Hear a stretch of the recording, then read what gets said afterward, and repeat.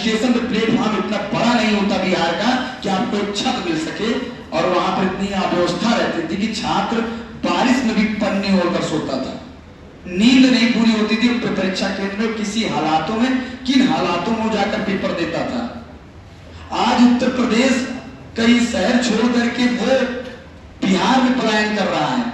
महिलाएं के लिए तो प्रतिदिन का डर बना रहता है, प्रतिदिन।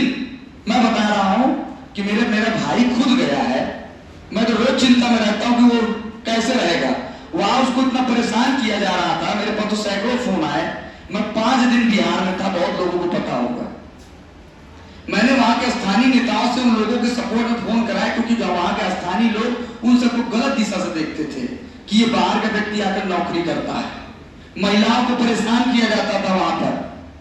ये स्थितियां अधिकतर क्षेत्रों में रहा है बिहार में। वहां मैं 5 दिन रहकर के इस मुद्दों पे काम किया, कम से कम वहां परेशान ना किया जाए उनको। लेकिन आज भी आपका जो भाई होगा, जो आपकी बहन होगी, उसके पास फोन करना, उससे पूछना कि बिहार में किन हालातों में नौकरी कर रही है। देखो, आप अपने क्षेत्र में हो, अपने घर पे हो, यहां लड़ोगे, इतना संघर्ष यहां पर करोगे, हो सके आपका रिस्पांस पॉजिटिव दिशा में होगा। एक समय था यही बिहार राज्य के जो भी बेरोजगार रहते थे ना, वो अन्य राज्यों में पलायन करते थे नौकरी के लिए। आज जहां एक वर्ष में 3 बार भर्ती आ चुकी है नई शिक्षक भर्ती को लेकर, बीपीएससी TRE 1, TRE 2, TRE 3 और TRE 4 की तैयारी हो रही है, वहीं आज उत्तर प्रदेश में 6 वर्ष में एक भी भर्ती नहीं है। आज इन्होंने 2 वर्ष से ज्यादा का समय हो गया, TGT PGT पे इन्होंने विज्ञापन जारी करके आवेदन लिया था, उसकी तिथि नहीं ये सब घोषित कर पा रहे हैं, हायर की तिथि नहीं घोषित कर पा रहे हैं। क्या काम करेंगे सब? आज सोचे हमारा शिक्षा का मंदिर 5 वर्ष से ज्यादा का समय हो गया, अभी भी परीक्षा नियंत्रक की नियुक्ति नहीं हो पाई है, कि नियंत्रक की नियुक्ति हो पाई है। अभी उप सचिव के पद खाली हैं, बाबू के पद खाली हैं, बहुत सारे कार्य बचे हैं। वही हमारा आस्था का मंदिर इतने कम समय में तैयार हो गया है। ये चीजें आपको समझना पड़ेगा। देखिए, मैं बहुत यहाँ भाषण वंचन नहीं करने आया हूँ, ये चीजें मैं आपसे जोड़ कर इसलिए बताने का प्रयास कर रहा हूँ कि आप सोचिए। बहुत हाई फाई बातें हमको नहीं बतानी आपसे कि बहुत हाई फाई बता देंगे तो आप समझ में आ जाएगा। हो सके जो महिलाएं साथी, छात्र साथी इतने हाई फाई चीजें नहीं समझ पाते हैं, उनसे जुड़ करके हमको बात करना पड़ेगा कि आखिर आप क्यों नहीं आते हैं। मैंने इस चीज की बात कोचिंग के अधिकतर महिलाओं से बात किया, उन्होंने कहा समाज कि हमारे घर परिवार के लोग क्या कहेंगे, हमारे पति क्या कहेंगे, हमारे माता जी क्या कहेंगे, हमारा भाई क्या कहेगा। अरे वही भाई जब आपका बिहार नियुक्ति होता है तो भाई आपको नियुक्ति दिलाने जाता है कि नहीं जाता है बिहार में? एक दिन अपने भाई को बुला लीजिए, एक दिन अपने पिताजी को बुला लीजिए, बोले पापा चलिए नौकरी पाएंगे, कभी नियुक्ति दिलवाने जाएंगे BSc दफ्तर में, DIS दफ्तर में, चलिए एक दिन हमारे साथ धरने पे बैठ जाइए, संख्या बल भी हो जाएगा। छात्र सोचते हैं, छात्र की ये दिक्कत है कि भाई एक जगह बैठने से दिक्कत होती है, अवस्था ही है। भाई आप सब जगह धरने पे नहीं बैठेंगे, मैं तो धरने में इतनी भीड़ हो गई 5 सितंबर में बैठाते बैठाते थक गया। वो सोचते हैं कि हम क्यों बैठे, वो चाहते हैं कि 2-4 घंटे में हल मिल जाए। जैसे मूवी नहीं होती कि उसका शीर्षक 2 घंटे में 120 मिनट के अंदर उसको सफलता या असफलता दिखा देता है, वैसे आप भी सोचते हैं कि 2-4 घंटे के अंदर निष्कर्ष निकल जाए। अरे अगर यार 2-4 घंटे में निष्कर्ष निकल जाता तो गांधी जी इतने दिन से आंदोलन क्यों करते?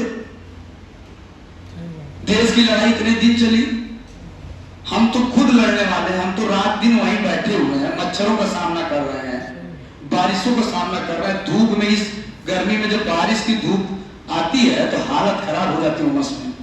हम सब वहां, हमारे प्रतिदिन साथी बीमार होते रहते हैं। मैं इसलिए बीमार होने के बाद भी प्रतीत नहीं करता हूं कि मैं बीमार हो जाऊंगा तो धरना ही नहीं चल पाएगा।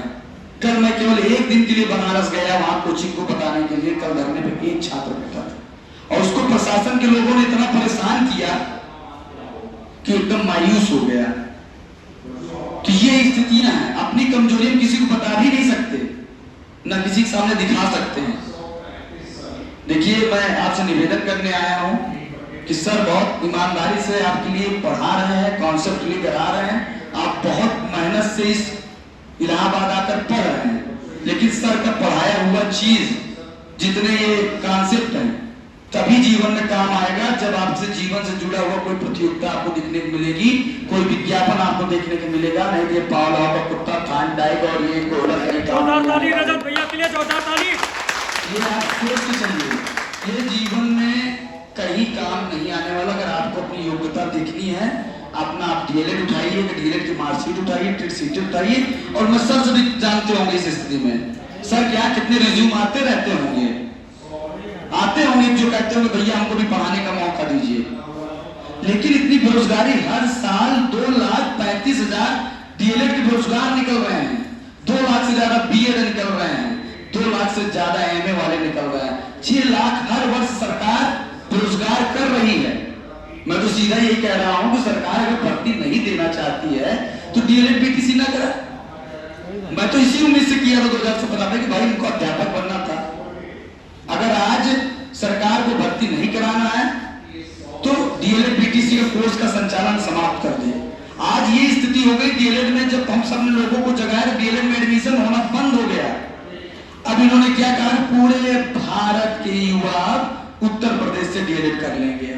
मतलब उत्तर प्रदेश के युवा जागरूक हो गए, तब पूरे भारत के लोगों को डीएलएड उत्तर प्रदेश कराएगा। सोच लीजिए कि मतलब जो दूर दराज के व्यक्ति जान रहा है ना, वो भी अब आके फंस जाए यहाँ पर। तो सोचिए कि इस चीजों को जागरूक होना पड़ेगा।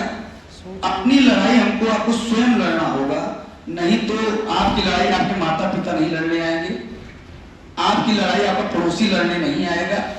एक समय आएगा माता पिता भी आपका साथ छोड़कर चले जाएंगे और इस जीवन की पीढ़ी में आपको ही स्वयं संघर्ष करना पड़ेगा। जो छात्र हैं वो दिल्ली मुंबई को पलायन करेंगे,